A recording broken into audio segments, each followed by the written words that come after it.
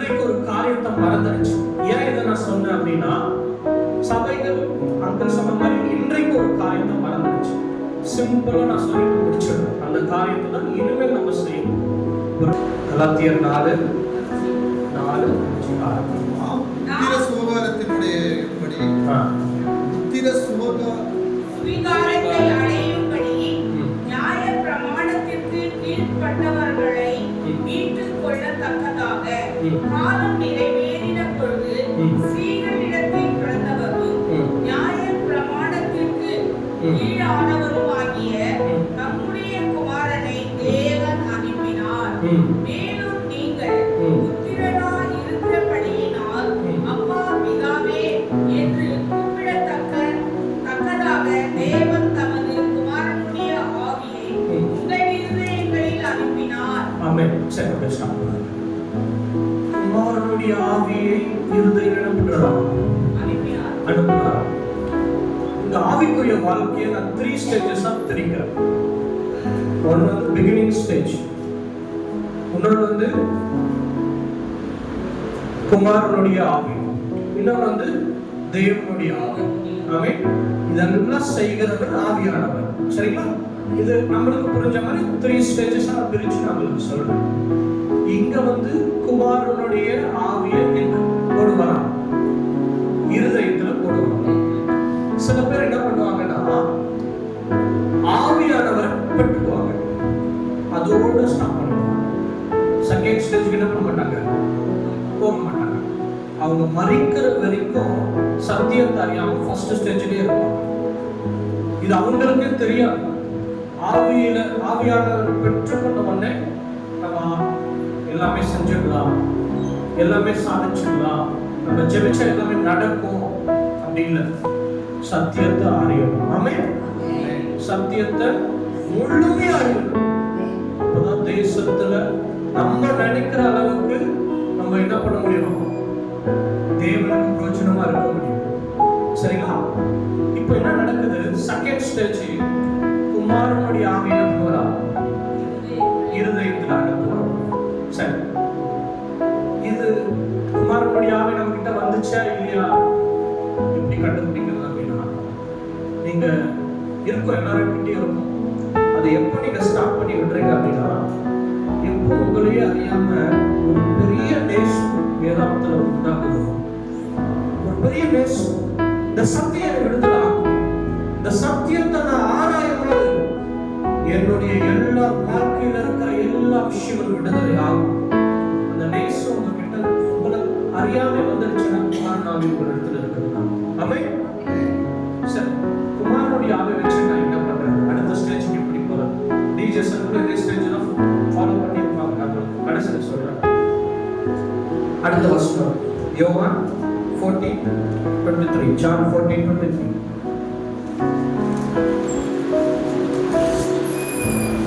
இயேசு அவனுக்கு பிரதியுத்தரமாக, ஒருவன் என்னில் அன்பாயிருந்தால் அவன் என் வசனத்தை கைக்கொள்வான். ஆமென். அவனில் என் பிதா அன்பாயிருப்பார். நாங்கள் அவனிடத்தில் வந்து அவனோட வாசம் பண்ணுவோம். சரி, இது ஃபைனல் ஸ்டேஜ், டாப் ஸ்டேஜ். இந்த ஸ்டேஜ்ல தான் நம்ம அடையணும் எல்லாரும். என்ன நடக்குதுன்னா, இயேசு கிறிஸ்து சொல்றாரு, ஒருவன் என்னிடத்தில் அன்பாயிருந்தால் வசனத்தை கைக்கொள்ளுவான். ஆமா, வசனத்துல அன்பா மாறிட்டீங்கன்னா யாரு அந்த நபரோட வந்து வருவாங்க அப்படின்னா, யார் வருவாங்க? அது வசனம் படிக்க திரும்ப படிக்க. இயேசு அவனுக்கு பிரதியுத்தரமாக, ஒருவன் என்னில் அன்பாயிருந்தால் அவன் என் வசனத்தை கைக்கொள்ளுவான். அவனில் என் பிதா அன்பாயிருப்பார். நாங்கள் அவனிடத்திலே வந்து அவனோட வாசம் பண்ணுவோம். நாங்கள் சொல்லியிருக்காங்க, அது யாரை சொல்லியிருக்காங்க? கரெக்டா சொல்லிட்டீங்களா? நம்ம எல்லாம் பெரிய விஷயம். நாங்கள் அங்க சொல்லியிருக்காங்கல்ல, என்ன சொல்லியிருக்காங்க? நாங்கள் அவனிடத்தில் வந்து வாசம் பண்ணுவோம். நாங்கள் தான் யார் யாரு? பரலோகத்தில் இருக்கிற பிதாவானவர், குமாரனானவர், பரிசுத்த ஆவியானவர். 3 பேர் என்ன பண்ணுவாங்களா? அவங்க கிட்ட வந்து வாசம் பண்ணுவாங்க. ஆமென். சரி, இது வந்து தேர்ட் ஸ்டேஜ். இப்போ நம்ம குமாரன் ஆவி என்ன ஆயிடுச்சு, இருதயத்துல போடுறாங்க. இப்போ ஜான்ல பார்த்தோம்னா என்ன சொல்றாங்க, என் வசனத்தை கை கொண்டா நான் முழு பேர் என்ன பண்ணுவோம், அவனிடத்துல போய் வாசம் பண்ணுவோம். சரி, இப்போ வசனம் எடுத்து ரோமர் 8:9.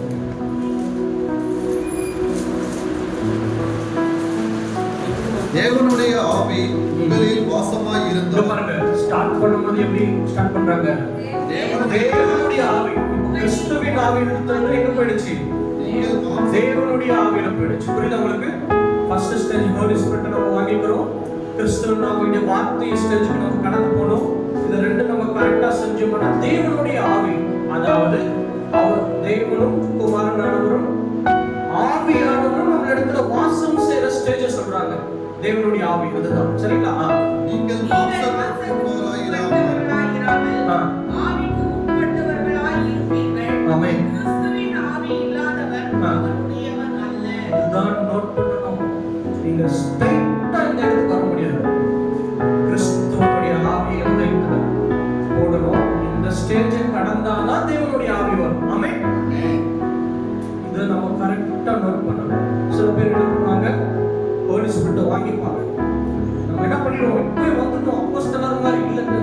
இந்த 3 ஸ்டேஜஸ் கடக்கணும். வசனத்தை நேசிக்க ஆரம்பிச்சுட்டீங்கன்னு வச்சுங்களேன், தேவனாகிய கர்த்தருடைய ஆவியும் இருதயத்துல போடுவாங்க. அதுக்கப்புறம் அடுத்த ஸ்டேஜ் வந்து இந்த தேவனுடைய ஆவியான ஸ்டேஜ். ஆமென். நம்ம டீச்சர்ஸ் அவங்களோட பரலோக தரிசனம் புக் இருக்கு, நீங்க வாங்கி அதை படிங்க. எப்பவுமே ஆவியானவர் இந்த ஸ்டேஜை எல்லாருடைய வாழ்க்கையில பயன்படுத்துவாங்க. அங்கிள் வந்து என்ன பண்ணாங்க, ஹோலி ஸ்பிரிட்டை வச்சு சோடிட்டே இருக்கும்போது திடீர்னு ஒரு நாள் தேவகுமாரன் தரிசனம் பண்ணாங்க. இன்னும் இப்போ 2 ஆவியை பெற்றுக்கிட்டாங்க. ரெண்டாவது ஸ்டேஜ் போயிட்டாங்க. இந்த 2வது ஸ்டேஜ்ல இன்னும் ஜெபிக்கும் போது எங்க கூட்டு போறாரு, தேவனிடத்துல கூட்டு போறாரு. இதுதான் தேவனுடைய ஆவி, அந்த ஸ்டேஜ். இப்போ என்ன நடக்கும், அது சொல்ற படிங்க. தேவனுடைய ஆவி உங்களில் வாசமாயிருந்தால் ஆமென். நீங்கள் மாம்சத்துக்கு உட்பட்டவர்களாய் இராமல் ஆமென். ஆவிக்கு உட்பட்டவர்களாய் இருப்பீர்கள். ஆமென். கிறிஸ்துவின் ஆவி இல்லாதவர் அவருடையவன் அல்ல. மேலும் பாருங்க, கிறிஸ்துவனுடைய ஆவி இல்லாதவன் அவருடையவன் அல்ல. செகண்ட் ஸ்டேஜுக்கு வராம நீங்க வர முடியாது. சரிங்களா? படிங்க. மேலும் கிறிஸ்து உங்களில் இருந்தால் சரீரமானது பாவத்தின் நிமித்தம் மரித்ததாயும் ஆவியானது நீதியின் நிமித்தம் ஜீவனுள்ளதாயும் இருக்கும். ஆமென். அன்றியும் இயேசுவை ஆமென். மரித்தோரிலிருந்து எழுப்பினவருடைய ஆவி உங்களில் வாசமாயிருந்தால் கிறிஸ்துவை மரித்தோரிலிருந்து எழுப்பினவர் உங்களில் வாசமாயிருக்கிற தம்முடைய ஆவியினாலே ஆமென். சாவுக்கு ஏதுவான உங்கள் சரீரங்களையும் உயிர்ப்பிப்பார். ஹalleluya. இதுதான் ஃபைனல் ஹீலிங் ஸ்டேஜ். இந்த ஸ்டேஜுக்கு வந்துட்டீங்கன்னா உங்க ஆவியில இருந்து ஹீலிங் வெளியே வரும். ஆமென். உங்க ஆவியில இருந்து என்ன பண்ணும், யாருக்கெல்லாம் நீங்க கண்ணீரோட ஜெபிக்கிறீங்களோ சரீரம் செத்ததா இருந்தாலும் உயிர். ஆமென். இந்த ஸ்டேஜ்க்கு நம்ம வர வரைக்கும் ஓயக்கூடாது. ஆமென். இதுதான் சபைகள் முதல்ல கத்துக்க வேண்டிய ஒரு விஷயம். சரிங்களா? அடுத்த வசனம், எத்தனாவது வசனம்?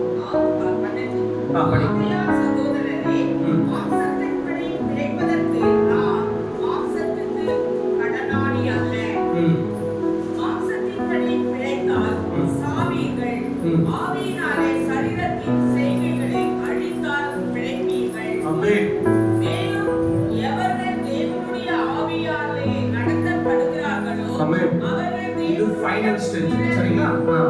புத்திரர்களாய் இருக்கிறார்கள். ஆமென். அந்தபடியே திரும்பவும் பயப்படுகிறதற்கு நீங்கள் அடிமைத்தனத்தின் ஆவியை பெறாமல் அப்பா பிதாவே என்று கூப்பிட பண்ணுகிற புத்திர சுவிகாரத்தின் ஆவியை பெறுகிறீர்கள். ஆமென். சரி, இப்போ 3 ஸ்டேஜஸ் நம்ம பார்த்தோம். பிரசன்ட் ஸ்டேஜுக்கு சில பேர் இருப்பாங்க. நான் பிரசன்ட் ஸ்டேஜ் உங்களுக்கு சொல்லிடுறேன். ரோமர் 8:26. அன்றியும் அவருடைய தீர்மானத்தின்படி அழைக்கப்பட்டவர்களாகிய தேவனிடத்தில் அன்பு கூறுகிறவர்களுக்கு சகலமும் நன்மைக்கு ஏதுவாக நடக்கிறது என்று அறிந்திருக்கிறோம். 8:26. ஆவியானவரும் ஆமென். நமது பலவீனங்களில் நமக்கு உதவி செய்கிறார். நாம் ஏற்றபடி வேண்டிக் கொள்ள வேண்டியது இன்னது என்று அறியாமல் இருக்கிறபடியால் ஆவியானவர் தாமே வாக்குக்கடங்கா பெருமூச்சுகளோட நமக்காக வேண்டுதல் செய்கிறார். இதுதான் beginning stage. First, நீங்க சில பேர் ஆவியானவர் பெற்றிருக்க மாட்டாங்க. ஆவியானவர் பெற்ற உடனே என்ன ஆகுதுன்னா, ஹோலி ஸ்பிரிட் வந்து நமக்கு உதவி ஹெல்ப் பண்ணுறாரு. நீ இப்படி செபிக்கணும், இப்படி பண்ணணும். ஆனால் எல்லாரும் என்ன நினச்சிருக்காங்க, இதுதான் ஃபைனல் ஸ்டேஜ். உடனே நம்ம என்ன பண்ணிடலாம், தேசத்திற்காக நம்ம ஒரு பெரிய அக்கினை இழப்பு வந்துடலாம். இல்லை, ஒரு 2 ஸ்டேஜ் 3 ஸ்டேஜ் 3ஆவது ஸ்டேஜ் போயிட்டீங்கன்னா நீங்கள் ஜெயிச்சுருவீங்க. இதையும் யார் சொல்லிக் கொடுப்பார்னா ஆவியானவர் தான். இது அத்தனையும் நடத்துகிறவர் ஆவியானவர் தான். ஏன் நடக்க மாட்டேங்குதுன்னு அதிலே இருக்கும். அடுத்த வசனம் படிப்போம். ஆவியானவர் தேவனுடைய சித்தத்தின்படியே பரிசுத்தவான்களுக்காக வேண்டுதல் செய்கிறபடியால் தேவனுடைய சித்தத்தின்படியே பரிசுத்தவான்களுக்காக வேண்டுதல் செய்கிறபடியால் இருதயங்களை ஆராய்ந்து பார்க்கிறவர் ஆவியானவர். ஆவியின் சிந்தை இன்னதென்று அறிவார். இங்க பாருங்க, ஆவியானவர் ஃபர்ஸ்ட் எங்க போறாருன்னா ஹார்ட்டுக்குள்ள போவாரு. ஆமா, நீங்க ஃபர்ஸ்ட் ஆவியானவரே கூப்பிட்டீங்கன்னா உடனே எங்க என்ட்ரு ஆவாரு, ஹார்ட்டுக்குள்ள. ஏன் அடுத்த ஸ்டேஜுக்கு எல்லாம் போக முடியல அப்படின்னா, நம்மளுடைய ஹார்ட் எவ்வளவு பெருசு. ஆனா நம்ம ஹார்ட்டுக்குள்ள இந்த உலகத்தோட பெருசு ஹார்ட் நினைச்சா இப்போ என் ஹார்ட் எப்படி ஆயிடுது, உலகத்தோட பெருசா இருக்கு. இந்த உலகம் 10 மடங்கு சேர்ந்தாலும் என் ஹார்ட் மாதிரி வராது. எல்லாத்தையும் ஹார்ட்டுக்குள்ள அடைக்கணும்னு சொன்னா இப்போ என் ஹார்ட் 10 உலகத்தோட பெருசாயிடும். இருதயத்துக்கு மட்டும் அப்படி ஒரு விஷயம். நீங்க பிறந்தத்திலிருந்து சிந்திச்ச எல்லா விஷயமும் உள்ள ஆவியானவர் உள்ள போயிட்டு உடனே என்ன இருக்கும், எல்லாத்தையும் சுத்தி பார்ப்பாரு ஹார்ட்டுக்குள்ள. இதெல்லாம் நம்மளால யோசிக்க முடியாது. வேறும் படிக்க படிக்க உங்களுக்கு தோணும். ஏன்னா ஃபர்ஸ்ட் ஹார்ட்ல தான் உள்ள போறாரு. உள்ள போயிட்டோன்னு எப்படி பார்ப்பாங்க, எல்லாத்தையும் பார்க்கறாரு. என்னன்னு யோசிச்சு வச்சுட்டு இருக்காங்க அப்படின்னு பார்க்கும்போது, தேவனுடைய சித்தத்தை நான் நிறைவேற்றணும்னு யோசனை எழுதுச்சா செகண்ட் ஸ்டேஜுக்கு போயிடுவோம். நான் போய் இன்னைக்கு நல்லா தூங்க போறேன், நல்லா சாப்பிட போறேன், எங்கேயாச்சும் டூருக்கு பிளான் போடுவோம். இந்த சிந்தனை எல்லாம் இருக்கும். இதற்கு ஆவியானவர் எதிர்த்து நிற்பார், ஃபைட் பண்ணுவார். எழுதாயிட்டு சொல்ற வச்சு இல்லை கேட்க மாட்டேன். அப்போ இருதயத்துல நீங்க ஆவியானவரே சொல்லும்போது எங்க போவார், ஆவியானவர் ஹார்ட்ல போவார். நீங்க சொல்றது மாத்திரம் இல்ல, இருதயத்தையும் அவர்கிட்ட கொடுக்கணும். என் இருதயத்தை உங்களுக்கு தான். நானும் இந்த தேசத்திற்காக செபிக்க ஆயத்தப்பட்டோம்.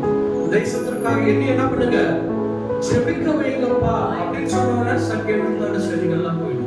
சரிங்களா? இதுதான் ஸ்டெப்ஸ். நீங்க என்ன பண்ணணும், ஆவியானவரே சொல்லும்போது இருதயத்தை நீங்க நல்லா சுத்தப்படுத்தணும். அங்கிள் சொன்னாங்க, நம்மள என்ன பண்ணிக்கணும், சுத்திகரிக்கணும், ஆயத்தப்படுத்திக்கணும். அதை 100% நீங்க செஞ்சுட்டீங்கன்னா நம்ம என்ன பண்ணுவோம், தேசத்தை எழுப்புதல் எடுத்துக்கணும். இதுதான் சபைகள் இன்றைக்கு மறந்த சத்தியம்.